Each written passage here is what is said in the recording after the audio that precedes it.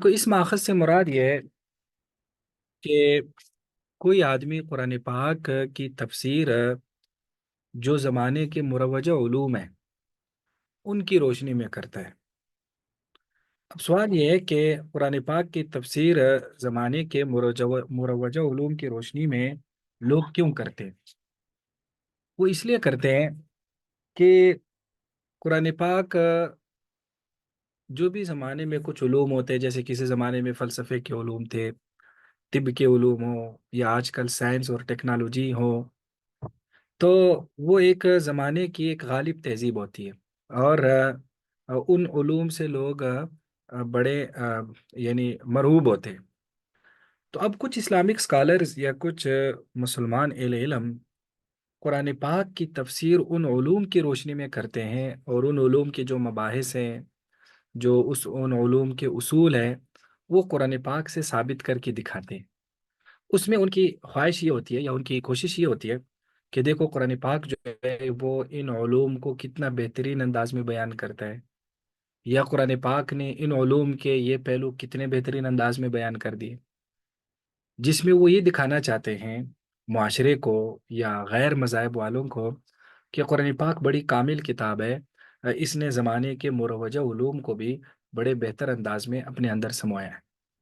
تو اس لیے یہ ایک ٹرینڈ بن گیا کہ قرآن پاک کی جدید علوم کی روشنی میں تفسیر کرنا، جو تو ہمارا سلف و صالحین کا زمانہ تھا، یہ جب تک اسلامی تہذیب غالب تھی تو یہ اسلوب یا یہ ٹرینڈ اتنا زیادہ نمایاں نہیں تھا، اگرچہ تھا صحیح اس زمانے میں، خاص طور پر جو ایک اسلامی فرقہ گزرا ہے معتزلہ، تو معتزلہ اس زمانے میں قرآن پاک کی تفسیر عقلی علوم کی روشنی میں کرنا چاہتا تھا۔ جو اس زمانے کا فلسفہ تھا، جو زمانے کے عقلی علوم تھے، تو جو یونان بہت زیادہ غالب رہا اور جس سے لوگ بہت مرعوب رہے، وہ فلسفیانہ علوم تھے۔ تو معتزلہ جو تھے وہ یہ بات ثابت کرنے کے لیے کہ قرآن ایک مکمل عقلی کتاب ہے، اس کا نظام بھی فلسفے کی طرح عقل کے اصولوں پہ مبنی ہے، تو وہ بتانے کے لیے یا یہ لوگوں کو ریئلائز کروانے کے لیے وہ قرآن پاک کے مباحث کی عقلی تفسیر کیا کرتے تھے۔ اب اس کا نقصان یہ ہوتا ہے کہ جب ایک مفسر یہ ذہن بنا لیتا ہے کہ میں نے اس علم کے مطابق قرآن کو بنانا ہے، تو پھر قرآن کے بہت سارے احکامات میں اس کو کاٹ چھانٹ کرنی پڑتی ہے اس علم کے مطابق بنانے کے لیے۔ اب جیسے مثلا بڑا ہماری اس علم الکلام کی کتابوں میں ایک بڑا مشہور مسئلہ ہے کہ معتزلہ کے نزدیک اعمال کا وزن نہیں ہوتا۔ یہ جو قرآن پاک میں آتا ہے نا کہ اللہ تعالیٰ سب کے اعمال وزن کریں گے، پھر جس کا وزن بھاری ہو گیا تو اسے جنت میں بھیجا جائے گا، ومن خفت موازین ہو، اور جس کا وزن جس کا پلڑا ہلکا ہو گیا تو اسے جہنم میں بھیجا جائے گا۔ تو معتزلہ یہ کہا کرتے تھے کہ دیکھیں اعمال تو عرض ہے، یعنی عمل جب ہم کر لیتے تو وہ ختم ہو جاتا ہے، تو اس کو بعد میں کیسے وزن کیا جائے گا؟ جیسے مثلا ہم ابھی باتیں کر رہے ہیں، یہ ایک عمل ہے، اب یہ باتیں منہ سے نکل کے ختم ہو گئی، اب اپنا کوئی وجود نہیں رکھتی، تو جو چیز وجود نہیں رکھتی ختم ہو جاتی ہے تو اس کا کیسے وزن کیا جائے گا؟ تو وزن تو اجسام کا ہوتا ہے نا، جو ہمیں نظر آتی ہے، جس کو چھو سکتے ہیں، جو جس کو دیکھ سکتے ہیں، تو اعمال تو آراز ہیں، تو اس کا وزن نہیں ہوگا۔ تو اس لیے انہوں نے قرآن کی پھر ان تمام آیتوں کا انہوں نے انکار کر دیا، یا اس کی ایسی تعویل کر لی جو انکار ہی کے مترادف ہے، جسے اعمال کا وزن ثابت تھا۔ تو جس اور پھر صرف یہی نہیں، اور بہت سارے مسائل میں جیسے انہوں نے رویت باری تعالیٰ کا انکار کیا، اللہ تعالیٰ کی صفات میں کچھ فلسفے کے مطابق کچھ عجیب و غریب انہوں نے نا وہ دقیق قسم کے باریک قسم کے مسائل نکالے جو ہمارے علم الکلام یا علم العقائد کی کتاب میں پڑھائے جاتے ہیں۔ اب اس کا پیچھے ریزن کیا بنا اس سارے اس پریکٹس کا؟ کہ وہ قرآن پاک کو اس وقت کا جو مروجہ ایک علم تھا یا جو فلسفیانہ علوم تھے اس کے مطابق کرنے کی کوشش کر رہے تھے۔ تو جب بھی مفسرین یا کوئی مفسر اس پہ آتا ہے تو ضرور ان سے مسٹیکس ہوتی۔ اب ہمارے اس دور میں، یعنی ہمارے اس دور سے مراد ہے جو موجودہ دور ہے، یا آپ 200 سال 300 سال پیچھے چلے جائیں تو وہ سارا اس کو جدید دور ہی ہم کہہ سکتے ہیں۔ اس دور میں ظاہر ہے سائنس، ٹیکنالوجی، عقل، ریشنلزم، ان چیزوں کا ایک گویا کہ دور ہے. تو لہٰذا اسی فطرت کے مطابق ہمارے دور کے مفسرین نے بھی یہ سوچا کہ ہم قرآن پاک کو ایسی تفسیر کریں جو اس مروجہ علوم سے ہم آہنگ ہو، اور اس کی وہ جو تفسیر ہو اس سے قرآن پاک کی ایک عقلیت ثابت ہوگی کہ قرآن پاک ایک ریشنل کتاب ہے.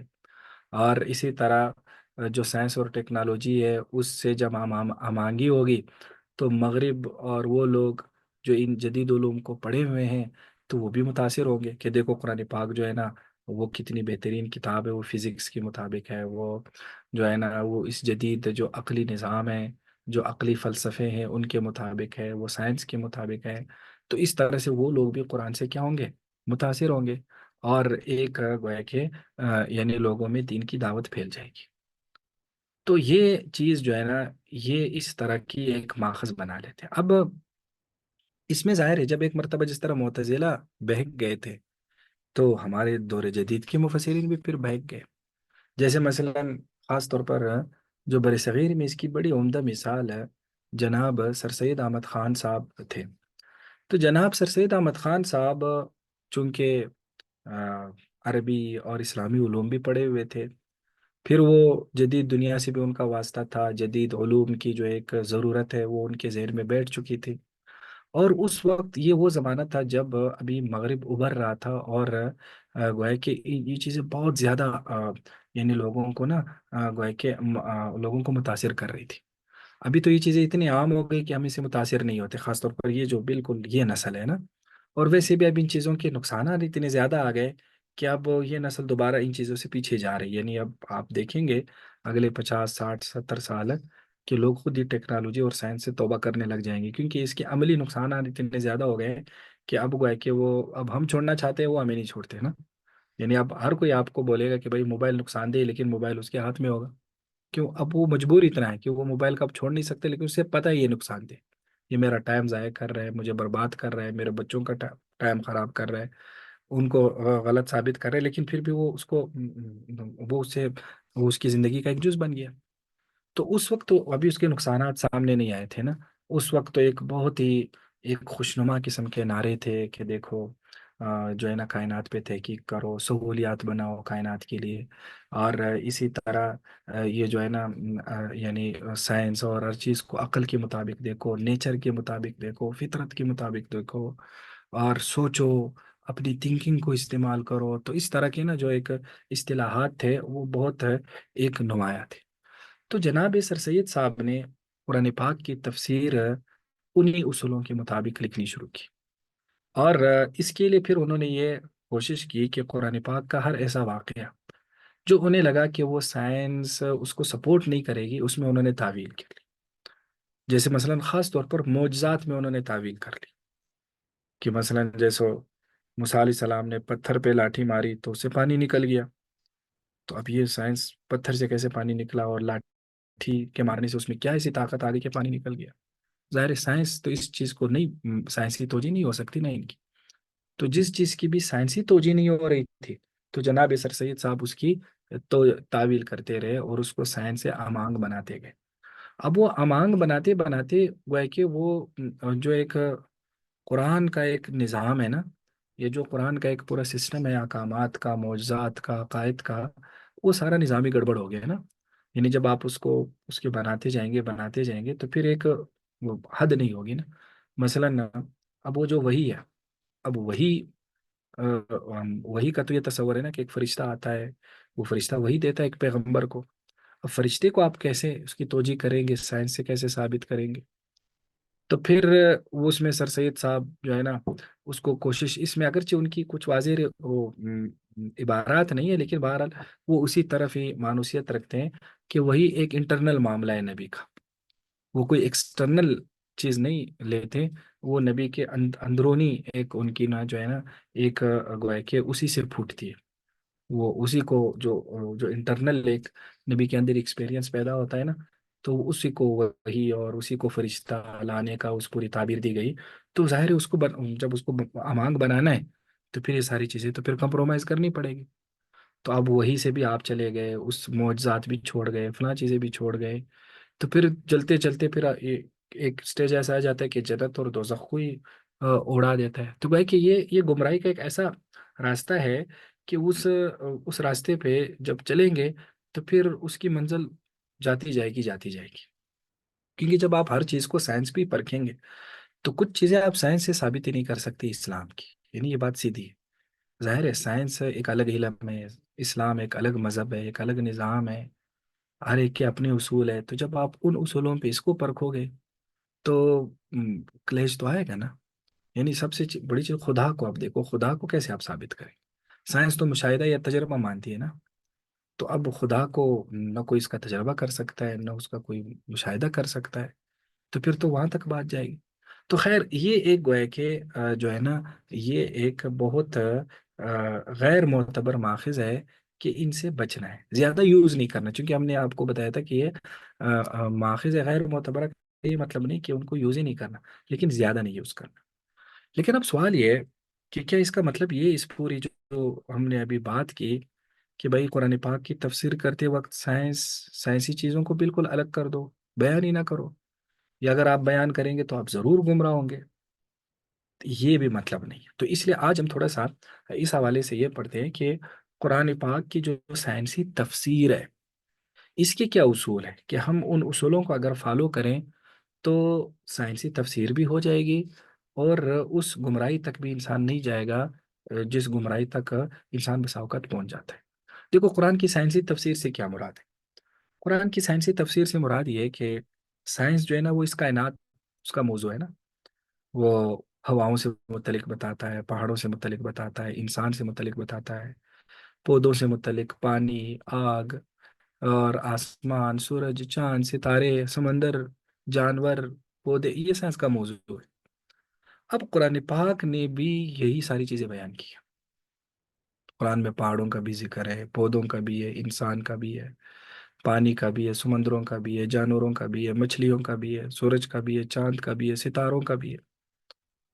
جو کائناتی چیزیں ہیں اس کو کسی نہ کسی حوالے سے قرآن نے بیان کیا، لیکن قرآن نے اس کو کیوں بیان کیا؟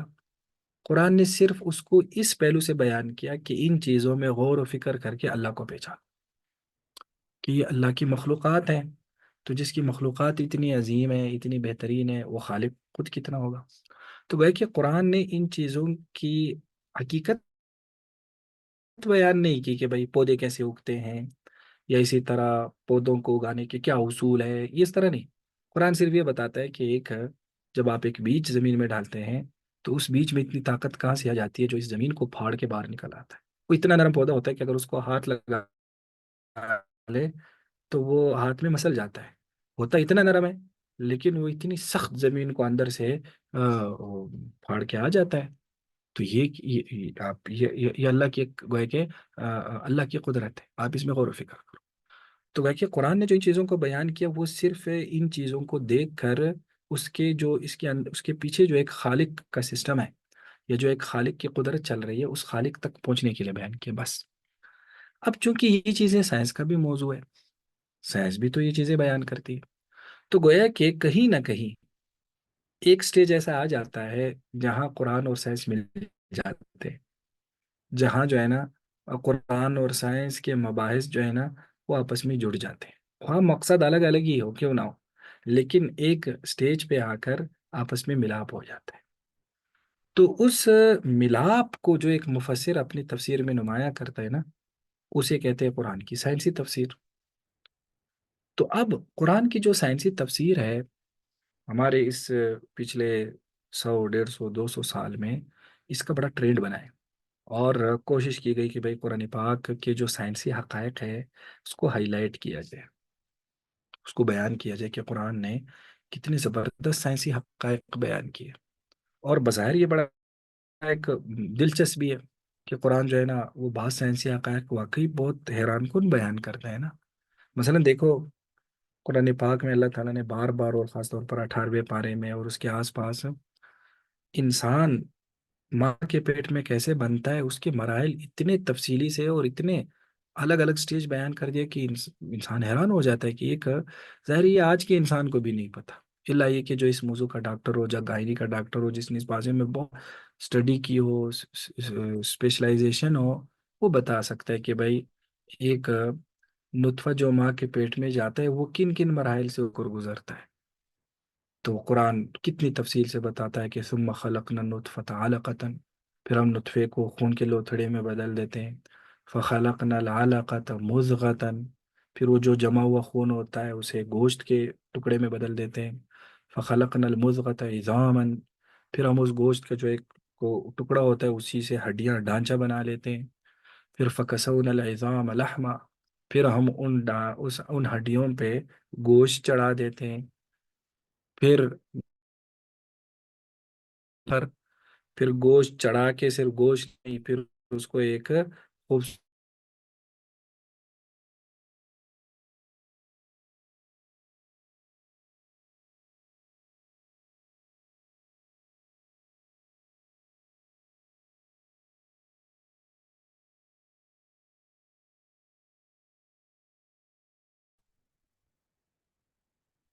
جی اب آواز آ رہی ہے؟ کہاں سے نہیں آئی تھی آواز؟ استاد جی جہاں آپ تذکرہ فرما رہے تھے کہ ہڈیوں پر گوشت چڑھا دیا جاتا ہے۔ ہاں شابش۔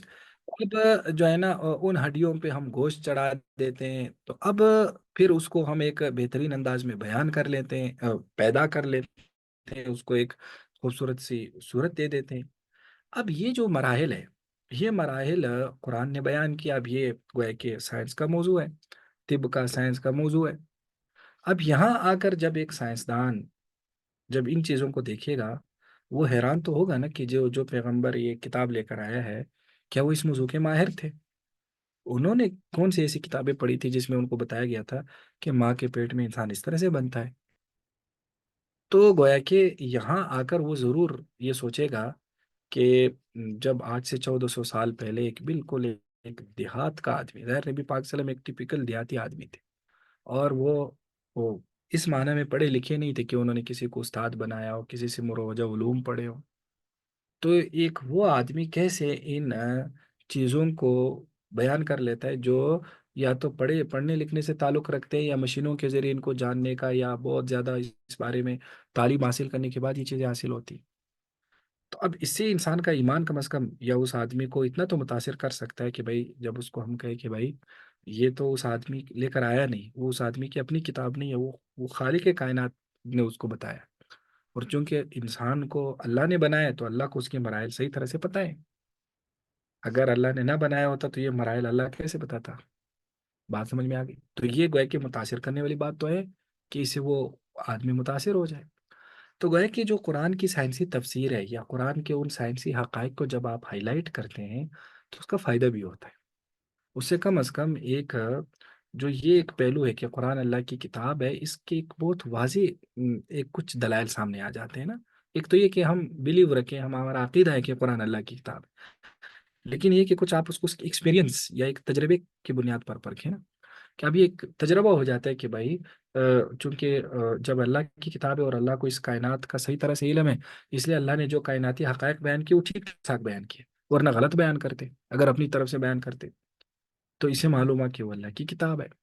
تو گویا کہ قرآن کی جو سائنسی تفسیر ہے وہ جہاں خطرناک ہے، جہاں انسان کو گمراہی تک لے جاتی ہے، وہاں یہ مفید بھی ہے بلکہ ایک درجے میں ضروری بھی ہے، تاکہ ان چیزوں کو زیادہ سے زیادہ ہائی لائٹ کریں اور قرآن کے اس پہلو کو جو ہے نا وہ اس کو دیکھا جائے۔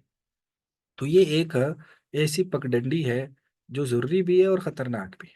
اب یہ ایک مفسر کی ذمہ داری ہے کہ وہ اس راستے پہ کیسے چلتا ہے۔ بات سمجھ میں آ گئی؟ تو اب اس میں کچھ لوگ نا بہت غلو کر لیتے ہیں۔ غلو کا مطلب ہے وہ حد سے آگے بڑھ جاتے ہیں۔ وہ جو ہے نا جیسے آ، مصر میں ایک عالم تھے، یہ حضرت بن نوری رحمہ اللہ، اس زمانے کے یہ تھے جس زمانے میں مولانا یوسف بن نوری صاحب وغیرہ تھے، آج سے وہ کہ 40 سال 30 یا 50 سال پہلے کے تھے، علامہ تنتاوی۔ تو علامہ تنتاوی نے ایک کتاب لکھی، ایک تفسیر لکھی، جواہر القرآن، اور وہ جواہر القرآن آج بھی دستیاب ہے، نیٹ پر بھی دستیاب ہے، آپ اس کو دیکھیں، آپ کو لگے گا ہی نہیں کہ یہ تفسیر ہے، آپ کو لگے گا کہ یہ کوئی سائنس کی کتاب ہے۔ اس میں آپ کو سائنس کی کتاب میں جس طرح نقشے ہوتے ہیں، جس طرح تصویریں ہوتی ہیں، اس میں آپ کو باقاعدہ تصویریں، نقشے، ٹیبل، جداول، یہ پورا آپ کو نظر آئیں گے۔ اور انہوں نے اس کو، مثلاً وہ جو سورۃ النمل ہے نا، جس میں 20 کا ذکر ہے، تو اگر آپ وہ صورت ان کی اٹھا لیں، اس کی تو اس تفسیر کی، آپ کو اس میں چونٹیوں سے متعلق وہ حقائق بیان ہوں گے کہ آپ حیران ہوں گے۔ اور اس میں انہوں نے باقاعدہ جو 20 کا گھر ہوتا ہے اس کا نقشہ دیا ہوا ہے کہ وہ نیچے سے کیسے ہوتا ہے، کس طرح سے ہوتا ہے۔ تو اس میں وہ دراصل یہ ہائی لائٹ کرنا چاہتے ہیں کہ 20 کا ذکر اللہ نے کس سیاق میں کیا، اور وہ کیوں اتنی اہم مخلوق ہے۔ یا اسی طرح مثلاً شہد کی مکھی کو آپ دیکھو، اس پر انہوں نے وہ کتنی تحقیقات کی ہے۔ تو گویا کہ جہاں جہاں کوئی چیز ڈسکس ہوئی ہے، تو انہوں نے اس چیز کو سائنس کے اس میں پورا جو ہے نا بہت تفصیل سے بیان کر کے اس کو قرآن کے ساتھ ریلیٹ کرنے کی کوشش کی۔ تو گویا کہ اس طرح کی ایک سوچ جو ہے نا وہ بڑی پروان چڑھی۔ تو ابھی چونکہ ہم اصول تفسیر پڑھ رہے ہیں، تو اب ہم اس کے ذرا اصول دیکھتے ہیں کہ جب قرآن کی کوئی اب سائنسی تفسیر کریں گے تو ہمیں کن کن اصولوں کو ذہن میں رکھنا ہوگا۔ اب اس میں پہلی جو اصول ہے جس کو ہم نے یاد رکھنا ہے یا ہر مفسر کو یاد رکھنا ہے، وہ کیا ہے کہ الفاظ قرآن اور عربی قواعد میں اس سائنسی مفہوم کا احتمال ہو جو ہم بیان کرنا چاہ رہے ہیں، دور دراز تعویلات نہ کی جائے، ٹھیک ہے؟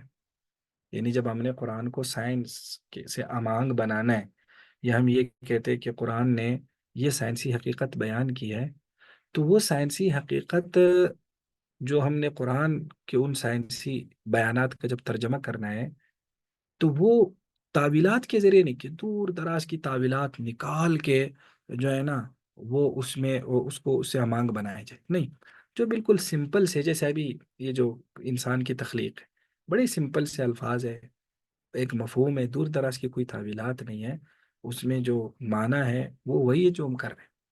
اگر بہت زیادہ ہم دور دراز کی اس تعویلات میں جائیں گے تو پھر گویا کہ قرآن کا حلیہ بگڑ جائے گا نا۔ جیسے مثلاً کسی زمانے میں یہ بڑا مشہور تھا، بھی سائنس میں ایک مفروضہ ہے، پتہ نہیں یہ حقیقت تک ہے یا نہیں، لیکن ایک مفروضہ ہے کہ یہ جو کائنات ہے یہ ایک دھماکے سے بنی ہے نا، غالباً بگ بینگ اس کا نام ہے، اس طرح کا کہ ایک بڑا کائناتی دھماکہ ہوا، اس کی اپنی ایک خاص انٹرپریٹیشن ہے اور بڑی گہری قسم کی تفصیلات ہے۔ اب کچھ لوگ اس کو بھی قرآن سے ثابت کرنے کی کوشش کرتے ہیں، وہ کہتے ہیں دیکھو ایک جگہ اللہ تعالیٰ فرماتے ہیں اولم یر الذین کفروا ان السماوات والارض کانتا رتقا ففتقناہما، کہ زمین اور آسمان آپس میں ملے ہوئے تھے تو ہم نے جدا کر دیے۔ اب یہاں وہ آ کر وہ بگ بینگ کو اس آیت سے ثابت کرنے کی کوشش کرتے ہیں۔ تو اب اس طرح کی، اب یہاں تو نہ تو بگ بینگ کا بات ہے نہ کیا بات ہے، لیکن اس کو اب یہ ثابت کرنا کہ چونکہ ملے ہوئے کا ہی مطلب ہے کہ یہ سارے ایک تھی، پھر الگ گویا کہ دھماکے سے کیا تو قرآن سے یہ بات ثابت ہو گئی، تو اس طرح کی یہ گویا کہ ایک دور دراز کی تعویل ہو جائے گی۔ وہ کسی اور سیاق میں آئی ہے، ملنے کا وہاں ایک اور معنی ہے، جدا ہونے کا ایک الگ مفہوم ہے۔ تو اس کو اس سائنسی نظریے سے گویا کہ جوڑنا یا دور دراز کی تعویلات کرنا، اس سے قرآن کا ایک جو اس کی جو اصالت ہے نا، یعنی جو اس کی جو اس کا اوریجنل پن ہے نا، وہ ختم ہو جائے گا جب ہم ہر آیت میں یا ہر اس میں دور دراز کی تعویلات کریں گے۔ تو کیا کہ پہلی بات تو یہ کہ جو الفاظ قرآن اور عربی زبان کے قواعد، یہ بڑا اہم ہے۔ یہ عربی زبان کے قواعد کا اس لیے کہا کہ بسا اوقات کچھ جو ہے نا وہ عربی زبان کے قواعد سے ہٹ کر بھی تعویل کرتے ہیں، جیسے مثلاً سر سید صاحب نے نا یہ جو ہے نا کہ اللہ نے فرمایا کہ نا آپ اپنی لاٹھی کو پتھر پہ مارے، فضرب بعصاک الحجر فن فجرت من اثنتا عشرۃ عین، تو اس پتھر سے 12 چشمے نکل پڑے۔ تو اب وہ سر سید صاحب نے چونکہ اس کی تعویل کرنی تھی تو وہ کہتے ہیں فضرب بعصاک الحجر کا مطلب ہے عید ربا کا معنی عربی زبان میں سے چلنا بھی آتا ہے، اگرچہ پھر اس کا اپنا ایک خاص استعمال ہے۔ تو اگر اس کا مطلب ہے کہ اپنی لاٹھی کے بل اس پتھر تک چلو، تو اس پتھر کے پیچھے آپ کو وہاں جو ہے نا وہ آپ کو چشمے نظر آ جائیں گے، وہاں سے پانی لے لو۔ تو گویا کہ یہاں انہوں نے وہ جو عربی زبان کے قواعد ہیں اس کو بائی پاس کر دیا، صرف اس لیے تاکہ اس آیت کو اس سے ہم کیا جائے، اس سے مطابق بنایا جائے۔ تو پہلا اصول یہ کہ ان چیزوں کو نہیں چھیڑنا، جو الفاظ قرآن ہے اور جو عربی زبان کے قواعد ہے، اگر اس کے اندر رہتے ہوئے کوئی سائنسی حقیقت ہمیں نظر آ رہی ہے قرآن میں، پھر ٹھیک ہے، لیکن دور دراز کی تعویلات نہیں کرنی۔ یہ تو ہو گیا پہلا اصول۔ دوسرا اصول وہ یہ ہے کہ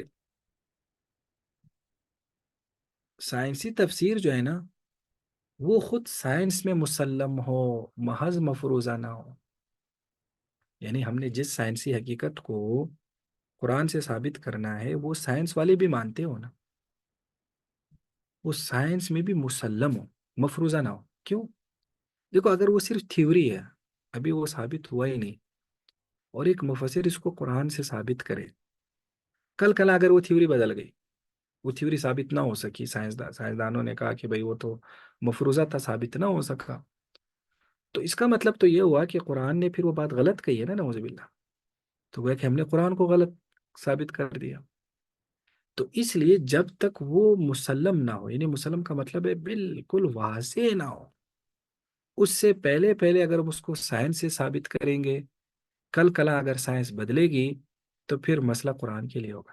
جیسے مثلا آج سے کئی سو سال پہلے آپ چلے جائیں، جو قدیم سائنس ہے وہ یہ کہتی تھی کہ زمین ساکن ہے، سورج جو ہے نا وہ گھوم رہا ہے.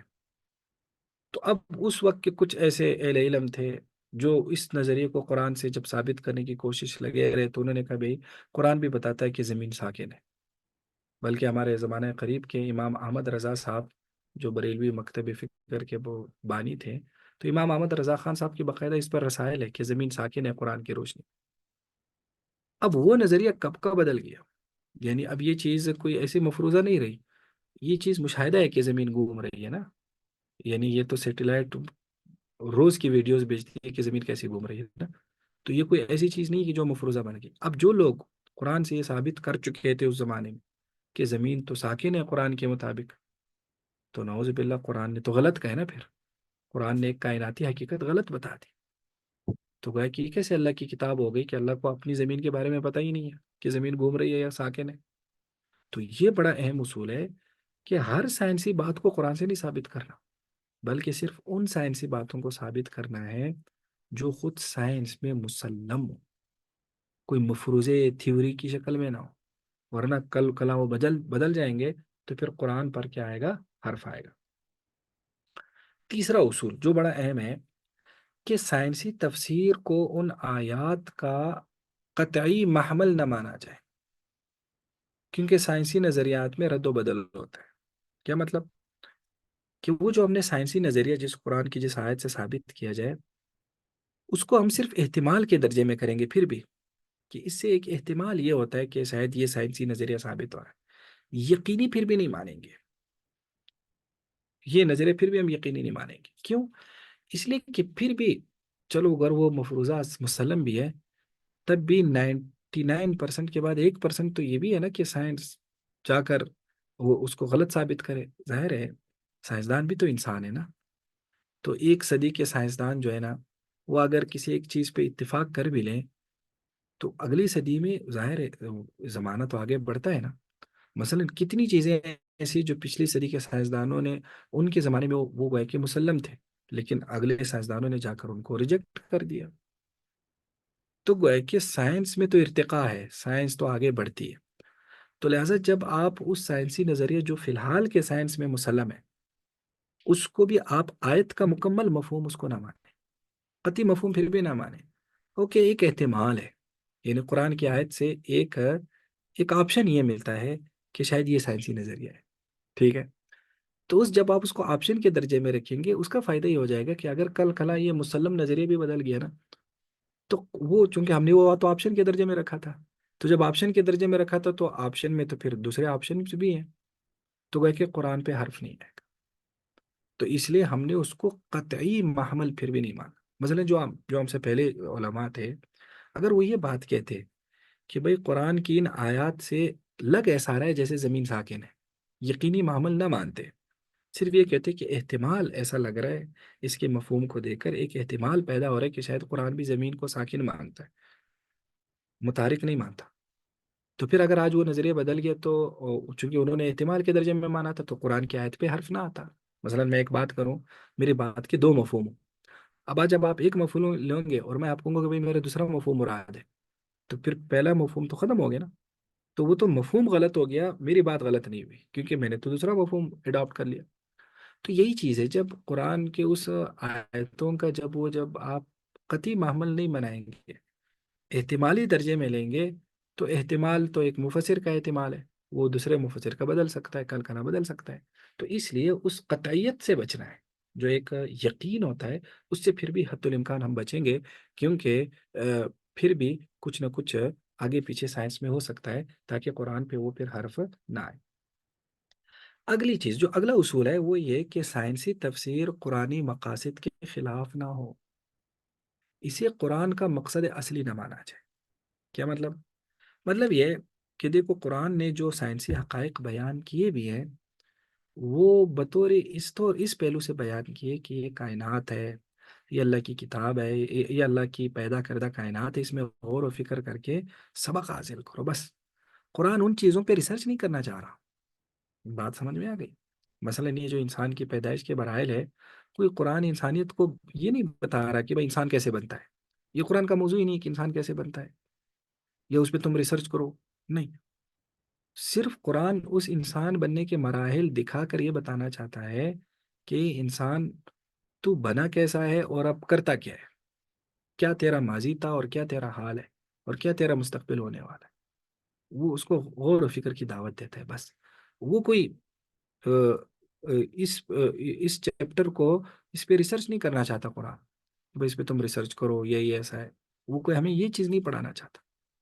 تو وہ کہ مقصد، تو جب ہم اس سائنسی تفسیر کو مقصد نہیں مانیں گے نا، تو اس کا فائدہ پھر یہ ہو جائے گا کہ اگر کچھ چیزیں قرآن میں مسنگ بھی ہے نا، تو اس میں ہم پریشان نہیں ہوں گے کہ بھائی مسنگ کیوں ہے، بھائی مسنگ ہو۔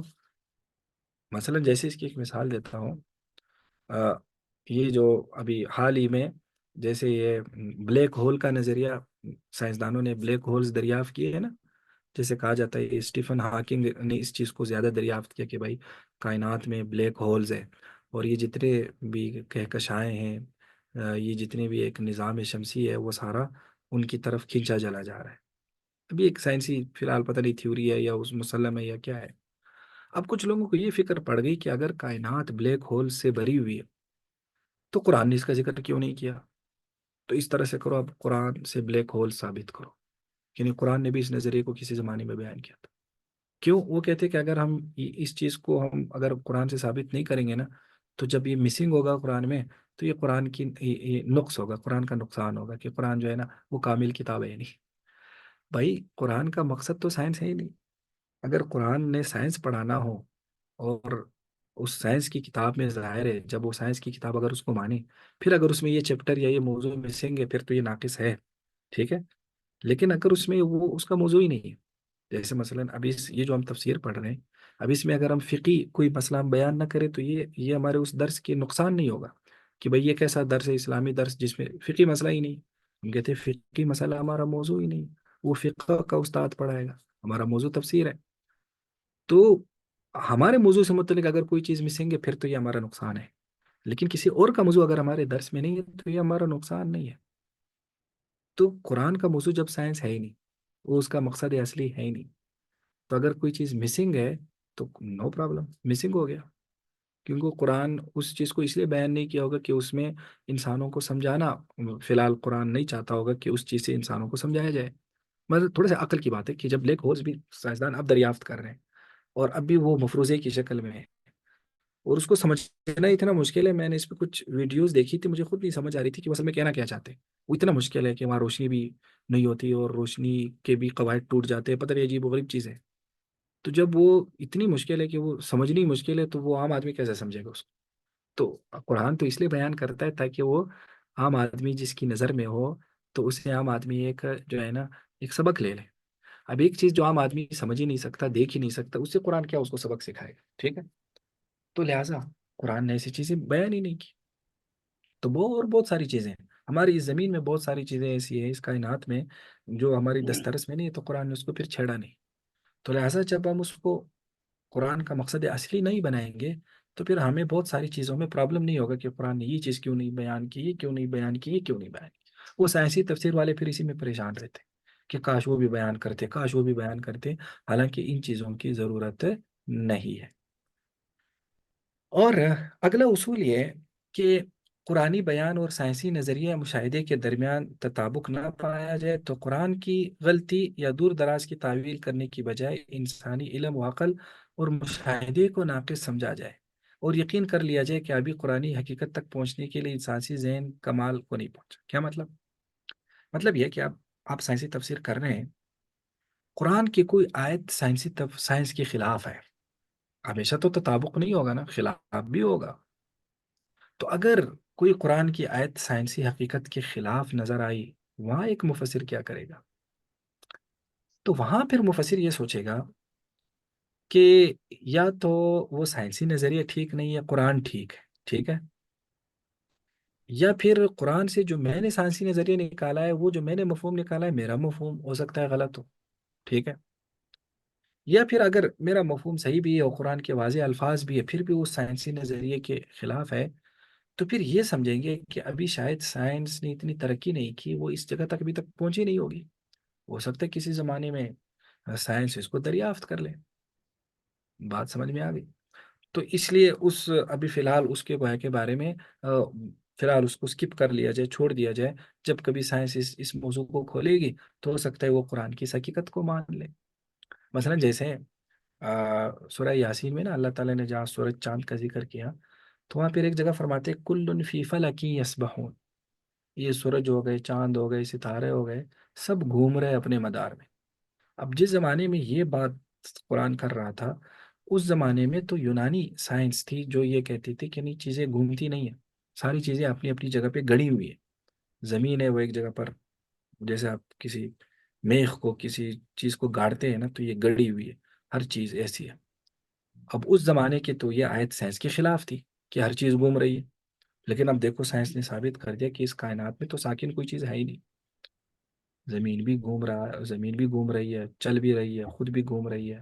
سورج بھی چل رہا ہے، وہ بھی گھوم رہا ہے، ہر چیز ہی گھوم رہی ہے اور ہر چیز چل رہی ہے. پوری کائناتی سفر میں سب سب چل رہے ہیں. تو اب دیکھو سائنس نے آ کر اس چیز کو اپروو کر دیا.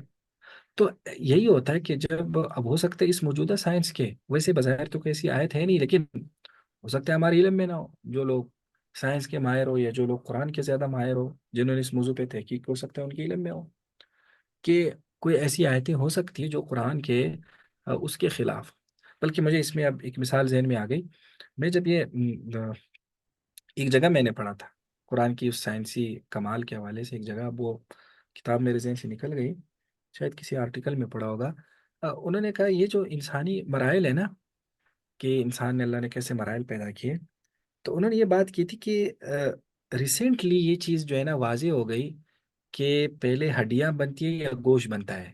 وہ پوری بات میری نظر میں نہیں ہے، ہو سکتا ہے اس میں کوئی کمی بیشی ہو. میں صرف ایک مثال سمجھانا چاہتا ہوں کہ کیسے کبھی تک سائنس نہیں پہنچتی. انہوں نے کہا ریسنٹلی یہ چیز ثابت ہو گئی، کہتے اس سے وہ جو بالکل آج سے کوئی 10 سال یا 15 یا 20 سال پہلے تک وہ سائنس اسی میں الجھی رہی، یا وہ یہ سمجھتی رہی کہ شاید پہلے ہڈیاں بنتی ہے پھر گوشت آتا ہے، یا پھر گوشت آتا ہے پھر ہڈیاں آتی ہے. تو وہ تھوڑا سا نا اس میں الجھن تھا، اور قرآن کا وہ بیان اس وقت کے اس تحقیق کے خلاف تھا. لیکن اب ریسنٹلی جب ظاہر مشینیں زیادہ ہو گئی، ہر چیزوں کو دیکھا جانے لگا، اس پہ تحقیق گہری ہو گئی، تو یہ چیز ثابت ہو گئی کہ یہ کیا ہے، کہ یہ جو ہے نا یہ اس طرح سے. تو اب یہ بلکہ اس سے ایک اور واضح مثال ہے. جیسے نا آپ سے بھی شاید کچھ لوگ سوال کریں کہ بھائی قرآن جو کہتا ہے نا کہ بھائی کیا تمہاری دل نہیں ہے، تم نہیں سمجھتے؟ لہم قلوب لا یفقہون بہا، تمہاری دلوں پہ پردے پڑے ہوئے ہیں. ٹھیک ہے. قرآن سمجھنے کے لیے ہر جگہ دل کا لفظ استعمال کرتا ہے. تو وہ یہ کہتے ہیں کہ بھائی آج کی سائنس تو کہتی ہے کہ دل کا ہمارے اس تھنکنگ میں کوئی رول نہیں. دل تو محض ایک پمپنگ کرتا ہے نا، وہ خون کو صرف پمپ کرتا ہے بس. تھنکنگ کا سارا رول تو ہمارے سر میں ہوتا ہے، ہمارے دماغ میں ہوتا ہے.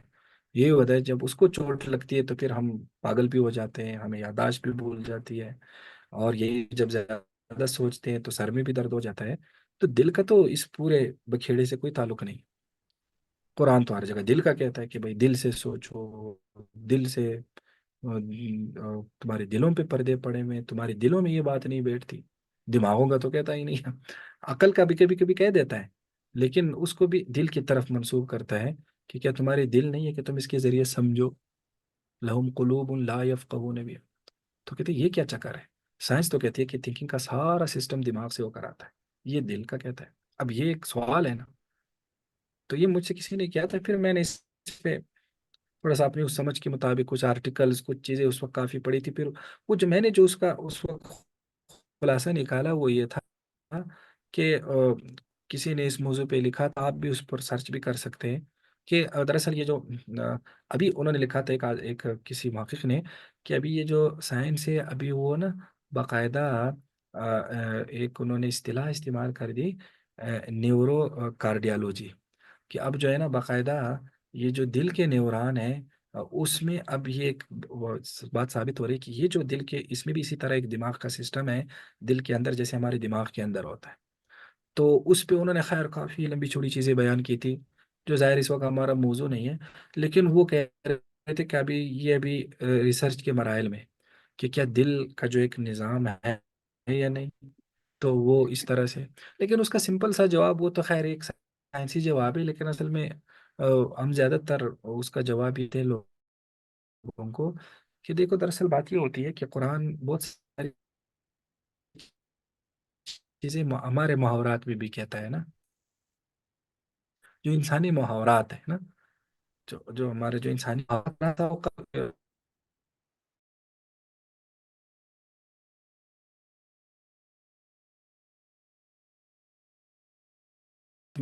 جیسے ہم سب کو پتا ہے کہ سورج چلا گیا، حالانکہ ہمیں سارے کو پتا ہے کہ یہ تعبیر غلط ہے، لیکن ہمارے انسانوں کی تعبیر ہی ایسی نا، ہم اس کو اسی طرح تعبیر کرتے ہیں کہ بھائی سورج اوپر آ گیا، سورج نیچے چلا گیا، چاند نکل آیا، حالانکہ وہ چیزیں تو نہیں نکلتی، سفر تو ہم کرتے ہیں نا، لیکن وہ ہماری ایک انسانوں کی زبان ہے.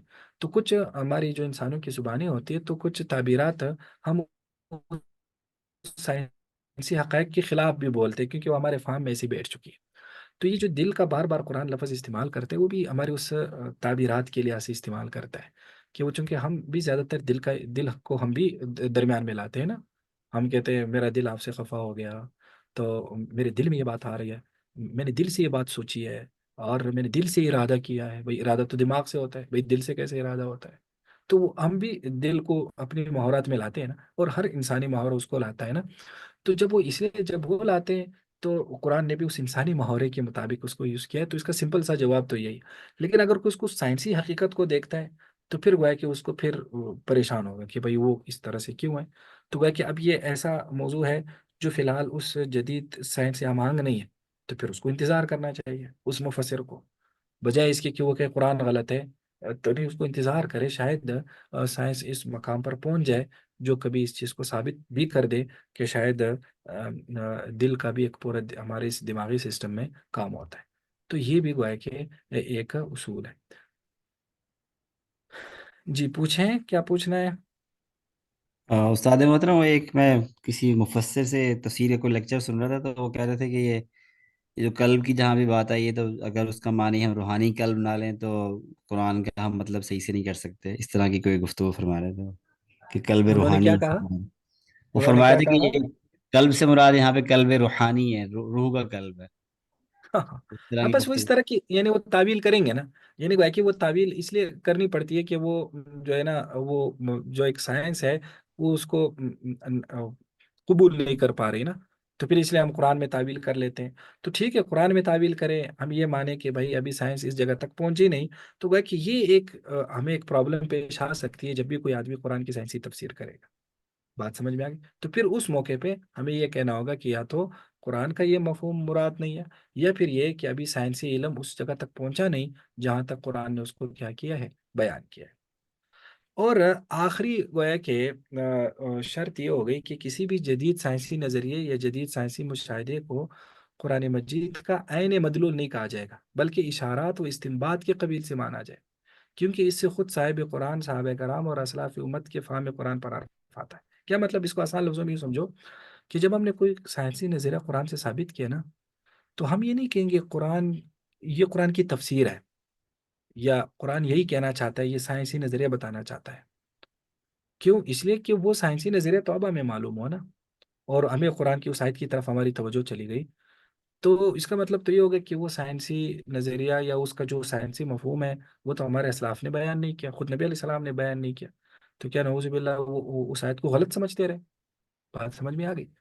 تو گویا کہ ہم اس کو یہ کہیں گے کہ اصل تو قرآن کا اس کا مفہوم یہ ہے، لیکن اس کے اشارے سے یا ایک اضافی مفہوم یہ بھی اس سے ثابت ہوتا ہے تو لہٰذا وہ اضافی قبیل سے ہم مانیں گے. اگر ہم اس کو اصلی قبیل مانیں کہ بھائی وہی تو اس کا اصلی مفہوم ہے یا یہ اصلی مصداق ہے، تو ظاہر ہے صحابہ یا ہمارے اسلاف نے تو وہ سائنسی مفاہیم اس قرآن سے نہیں نکالے نا جو اب ایک مفسر نکالتا ہے. تو اب ایک مفسر جو اب نکال رہا ہے اور صحابہ نے نہیں نکالے، تو کیا اس کا ہم یہ کہیں کہ صحابہ کو نہیں پتا تھا قرآن کا، اب اس مفسر کو پتہ چل گیا؟ نہیں. تو ہم کہیں گے جو بیسکس ہیں قرآن کے، جو بیسک مفاہیم ہیں، وہ تو صحابہ کو زیادہ پتہ تھے. لیکن اب چونکہ علوم نے ترقی کی تو اس علم کا ایک یہ اضافی بات ہمیں اس میں نظر آ گئی. تو اس کو مقصد نہیں سمجھیں گے، نہ اس کو یہ سمجھیں گے کہ یہی قرآن کا حقیقی مفہوم ہے جو مجھ پہ کھلا ہے. کیونکہ اگر ہم یہ کہیں کہ ابھی قرآن کی آیت ابھی کھل گئی ہے، پہلے تو تھی ہی نہیں، تو اس کا مطلب ہے کہ پہلے جو جن لوگوں نے اس کی اور تفسیرات کی، تو اس کا مطلب ہے کہ وہ سارے غلط تھے. تو ہم اس کو ایک اضافی چیز سمجھیں گے، ایک اشارہ یا ایک استنباط کے قبیل سے مانیں گے. اس کو اس طرح سے نہیں سمجھیں گے کہ اگر اس تفسیر سے ہٹ کر آپ اس کی تفسیر کریں گے تو گویا کہ آپ نے قرآن کو سمجھا ہی نہیں، آپ قرآن کی اس کی طرف گئے ہی نہیں.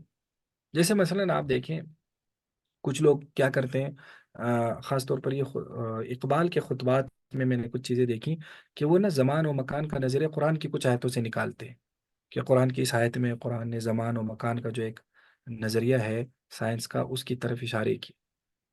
اب اگر کوئی آدمی کہ قرآن کا یہ جو آیت ہے یہ ہے ہی نظریہ زمانہ یا نظریہ مکان بتانے کے لیے، ٹائم اینڈ اسپیس کا جو ہے نا، تو اگر کوئی آدمی کہتا ہے یہ ہے ہی اسی کے لیے، اب ٹائم اینڈ اسپیس تو اب ایجاد ہو گیا نا، اب ہمیں اس کا پتہ چل گیا. تو جن لوگوں نے وہ آیت تو پہلے بھی لوگ پڑھتے رہے، انہوں نے تو یہ ایجاد اس سے نہیں نکالا، تو کیا وہ غلط اس کو سمجھتے رہے؟ تو یہ چیز بڑی ایک باریک سی ہے کہ اس کا لحاظ کرنا ہوگا کہ اس کو اس کا پورا مدلول نہیں مانیں گے، اس کی دلالت کا یا اس کے مفہوم کا ایک حصہ مانیں گے. تو یہ بھی ہم نے اس میں ذہن میں رکھنا ہے.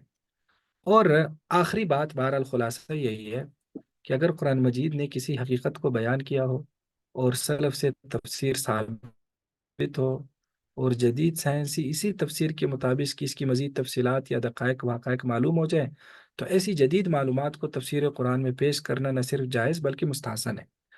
اس صورت میں بھی اسی قرآنی آیت کا مدلول نہیں کہا جائے گا. مدلول تو وہی ہے جو آثار و اقوال اور لغت سے ثابت ہے اور پہلے سے معلوم ہے.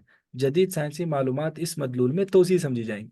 بات سمجھ میں آ گئی کہ بس وہ صرف ایک گویا کہ ایک اضافی چیز ہے، ایک ڈیکوریشن کی چیز ہے جو قرآن کو خوبصورت بناتا ہے بس. کوئی مقصد اصلی نہیں ہے، کوئی مدلول اصلی نہیں ہے، کوئی وہ چیزیں نہیں ہے.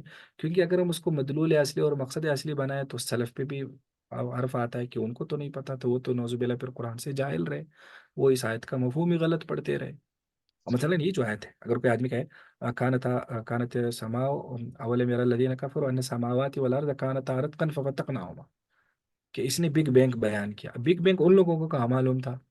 اب وہ اس آیت کو تو بگ بینگ کے بغیر دیکھ رہے تھے نا، جو ہمارے سلف تھے. تو اب اگر کوئی کہتا ہے کہ یہ آیت خاص ہی بگ بینگ بیان نظریے کے بیان کے لیے آئی ہے، تو جو لوگ اس وقت یہ نظریے کا نام ہی نہیں تھا، یہ چیز ہی نہیں تھی، وہ بھی تو یہ آیت پڑھتے تھے نا. اب وہ اس کی کیا تفسیر کرتے تھے؟ تو وہ جو بھی تفسیر کرتے تھے تو وہ یہ والی تفسیر تو نہیں تھی نا بگ بینگ والی، کیونکہ یہ نظریہ تو تھا ہی نہیں. تو گویا کہ وہ غلط تفسیر کرتے رہے. وہ اب 18ویں یا 19ویں صدی میں ایک مفسر کو صحیح تفسیر معلوم ہو گئی، تو کیا یہ 1300 سال پہلے قرآن غلط پڑھا جا رہا تھا یا اس کی غلط تفسیر کر رہی تھی؟ تو اس لیے اس چیز کو یہ بہت حساس چیز ہے کہ اس سے سلف کا وہ پورا سسٹم جو ہے نا وہ برباد ہو جاتا ہے. جب اس کو ہم یہ کہیں کہ بھائی اس کی حقیقت تو اب کھل گئی اس آیت کی، اس سے پہلے کھلی نہیں تھی. نہیں، قرآن کی ہر آیت کی حقیقت کھلی ہوئی ہے. ہاں، اس میں کچھ اضافی خزانے اب بھی ہیں، تو وہ اضافی خزانے جب بھی زمانہ آگے بڑھے گا وہ قرآن میں گویا کہ ایجاد ہوتے جائیں گے. تو اب یہ سائنسی تفسیر اور اس سے متعلقہ اصول کچھ نہ کچھ سمجھ میں آ گئے. جی استاد صاحب، یہ خاص طور پہ سے یہ جو بگ بینگ کی بات کرتے ہیں تو بگ بینگ کو تو لوگ صحیح سمجھتے ہی نہیں، یعنی کہ اکثر تو اس کی ڈیٹیلز بالکل ڈیفرنٹ ہے جو عام لوگوں کے اندر مشہور ہیں کہ ایک بڑا سارا گولا تھا اور وہ پھٹ گیا.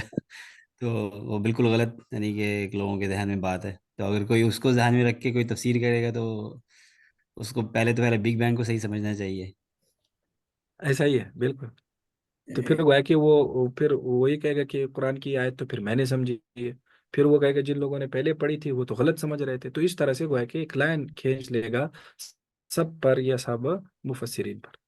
تو اس لیے ان اصولوں کو ذرا اچھی طرح سے دیکھیں، تاکہ ایسا نہ ہو کہ نہ تو سائنسی تفسیر کو آپ بالکل غلط کو، نہ سائنسی تفسیر کو بالکل مقصد اصلی بناؤ، بلکہ ان اصولوں کے مطابق جو بھی سائنسی تفسیر کرتا ہے وہ لے لینے چاہیے، اور جو اس کے خلاف جاتا ہے گویا کہ وہ پھر ٹھوکر کھائے گا، اور قرآن پاک کو سمجھنے یا سمجھانے میں اس سے مسٹیکس ہو سکتی ہے۔ اتنا کافی ہے آج؟ جی سر۔ چلو جی، ٹھیک ہے، السلام علیکم۔ وعلیکم السلام۔